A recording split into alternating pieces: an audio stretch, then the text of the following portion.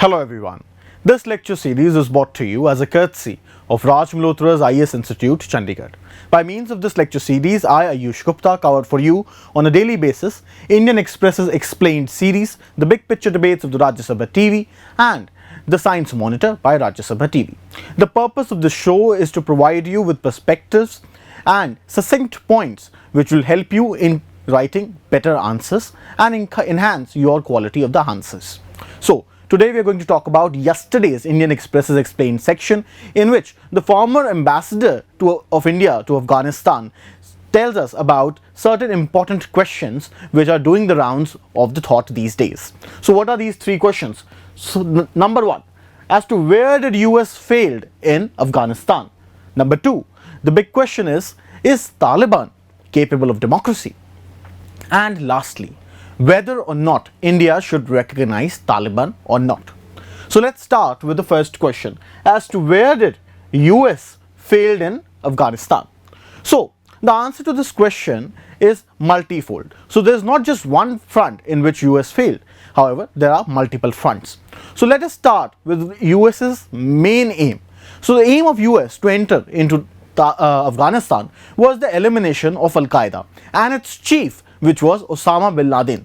So US entered into Afghanistan or declared war on terror in about 2001. However, it took US roughly 10 years to secure its goal by killing Osama bin Laden in 2011. So if we are to see the cost benefit analysis, then surely this wasn't any kind of a victory. Then secondly, the US had over time realized as to the problems, the reason of the problems that it was facing in Afghanistan in its measures against the Taliban or be it Al-Qaeda. So it was that Pakistan was harboring Taliban fighters in it, and it was in turn providing them support as well.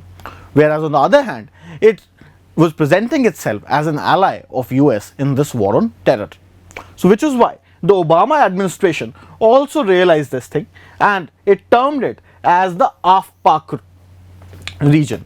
So ये जो Af-Pak problem है, it was this thing with respect to that this conflict should not be seen limited to Afghanistan, rather it should be seen with respect to Afghanistan and Pakistan, which is why the radar, Pakistan was also bought in radar by the US. However, no administration of US was able to take any action, any coercive action with respect to Pakistan.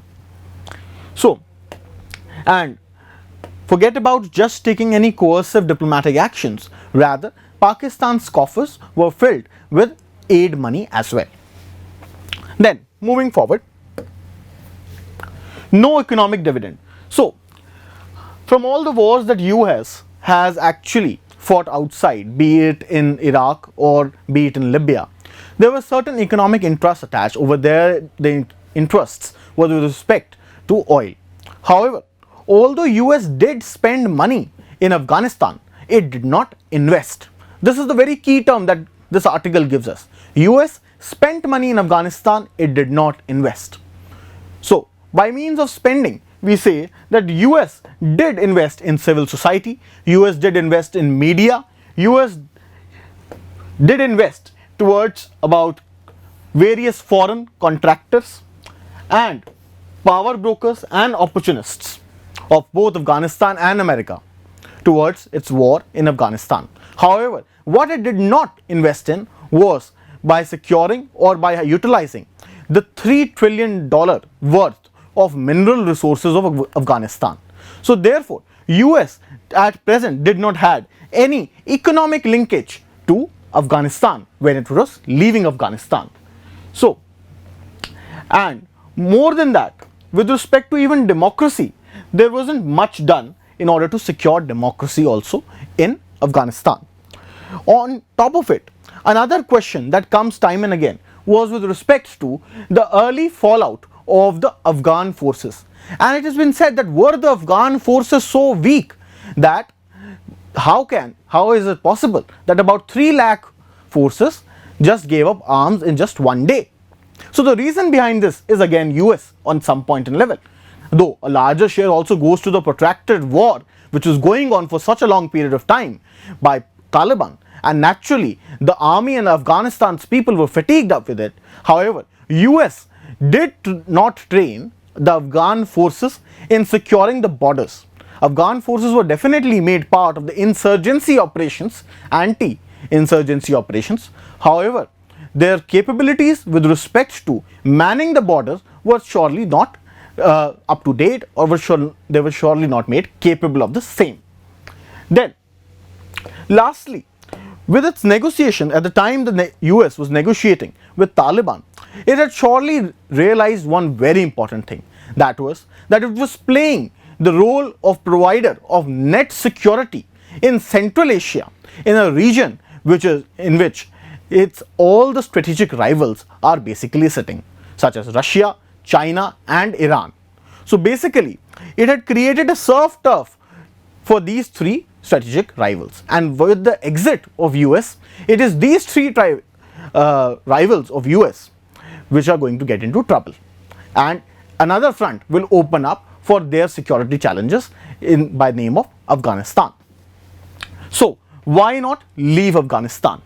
And leaving Afghanistan could also be taken as recognition of this foolish act that US had done for over such a long period of time. However, the repercussion on the other hand was that the Central Asian republics, India and Afghan peoples are today the collateral damage of this departure of US. So this is perhaps as to where US failed in Afghanistan.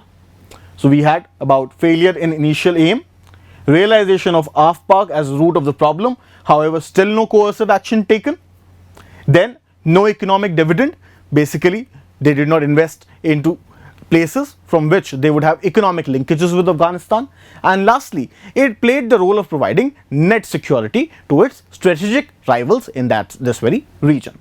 However, in international politics nothing is as simple. So there is also a conspiracy theory doing the rounds. Now this conspiracy theory is this, that the US has deliberately facilitated the return of Taliban. So it could have gone in such a manner that Taliban may not have been able to take over Afghanistan in such a swift manner. It may have ensured that Taliban did not play its hand in this very manner, but it did not. Rather, its departure and the manner in which it has departed has shown that this could have been a deliberate attempt on part of US to bring Taliban back to power, and thus creating instability in this region, in the backyard of China, which is its foremost important strategic rival today. So in this very manner, US is trying to draw in China in its Central Asia and trying to create problems for it over there. So this could also have been the thing. However, only future will tell as to what is the exact intention behind this very policy. However, in international relations, people are left basically sometimes thinking of the same for various years to come, for various decades to come. In this very relation, I'd like to add one more point. About certain months back, there were talks with respect to declassification also. So what happens is that these documents which pertain to security stuff are generally part of Official Secrets Act, and these documents remain classified. However, certain countries do have policies that they generally release these documents after a set amount of period of time. For matter, there are certain countries which release it after 25 years, and there's countries which release it about 50 years after than that. However, with respect to India, there is no such policy with respect to declassification. So yes, there were certain talks of evolving such policy. You may go and have a look at that same as well. Now moving forward to the second question, is Taliban capable of democracy? In order to understand this very question and to able to be answered this question, we need to understand the origin of Taliban. So Taliban was a creation of Pakistan's ISIS and it came into existence in 1994. So why did Pakistan created Taliban? Although one chief aim was definitely to secure a friendly regime in Afghanistan, and so that its rivals, so-called rivals, that is the chief nemesis of Pakistan, India, that it considers, should not be able to benefit from that very thing. So, however, there is one more point to this which is of extreme significance to Pakistan, especially for a country which has already suffered the brunt of partition after independence. What is that very thing? So, about the major population of Afghanistan constitutes about 40% of them are Pashtun, and they are in the southern region of Afghanistan. And Pakistan's northern region, that was the northwest frontier province, the frontier Gandhi's province at that point in time, is also of dominant Pashtun people. Now, Pashtun, Pathan, Pakhtun, these are similar things, these are synonyms basically. So, Afghans never had recognized the Durand line which was drawn by the Britishers in order to mark the border between the British Empire from Afghanistan. So, there is always this possibility that if this ethnic nationalism takes root, so there might be certain problems with respect to Pakistan, major problems, and this may lead to yet another partition. And so that this should not even create certain circumstances that such a thought even comes up. So, Pakistan, what did it do? All the refugees that had come into Pakistan from Afghanistan during the times of the Soviets and the coming of the Mujahideens. So, what did it do? It basically trained all of them and radicalized all of them in madrasas in this very northern region of it, which is today also known as the Afpak region, the southern part of Afghanistan and the northern part of Pakistan. So, in these very madrasas, basically extreme Deobandi mullahs, or we can say Wahhabi mullahs, basically trained them. Wahhabism is a school that comes from Saudi Arabia and it speaks of radical Islam. So, they were radicalized in such a manner so that they forget their Afghan and their Pashtun identity and take up a larger identity, that of an Islamic caliphate and an Islamic state kind of a thing. Over here I am not meaning to say the Islamic state, that is the terrorist state, but basically a state which is has the central tenet as Islam at its center. So, what will this help? Basically, this will help creating a class amongst them which is actually against Afghans, and they do not relate to Afghans despite of coming from them themselves. So, this is what Pakistan did with the creation of Taliban. And over the period, such a long period of time that this war has gone, for about 20 years with Taliban, that America and Afghans have been struggling, there has not been peace offerings from the Talibans to the Afghans. And this shows that they do not relate themselves for this very moment with Afghans. However, when we speak of Afghans, we can see the basic, with respect to Afghans, we can see their interest in rights. What is actually democracy? Democracy is a manner of coexistence with freedoms and rights.